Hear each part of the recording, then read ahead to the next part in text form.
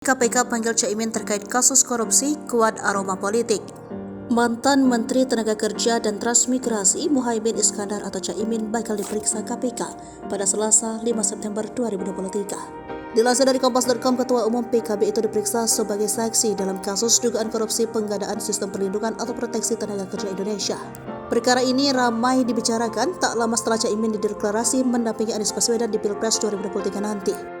Tak heran, sejumlah pihak menilai ada aroma politik yang melatar belakangi pemanggilan Caimin. KPK pun dengan tegas membantahnya. Juru bicara Kelembagaan KPK Ali Fikri mengatakan kasus ini naik ke tahap penyidik sejak Juli hingga Agustus 2023. Pengusutan perkara ini jauh sebelum adanya deklarasi Caimin menjadi bakal calon wakil presiden, mendampingi bakal calon presiden Anies Baswedan untuk kontestan pemilihan presiden 2024. KPK mengklaim penanganan perkara di Kemenaker dilakukan sebelum terjadi dinamika politik akhir-akhir ini.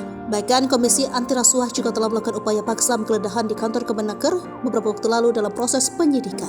Dugaan korupsi pengadaan sistem proteksi TKI terungkap ketika tim penyidik KPK menggeledah kantor Kemenaker dan sebuah rumah di Bekasi, Jawa Barat pada 18 Agustus 2023. Salah satu ruangan yang digeledah adalah Sekretaris Badan Perencanaan dan Pengembangan Kementerian Ketenagakerjaan Inyoman Darmanta. Wakil Ketua KPK Alexander Marwata juga membenarkan perkara baru yang sedang diusut KPK di Kemenaker.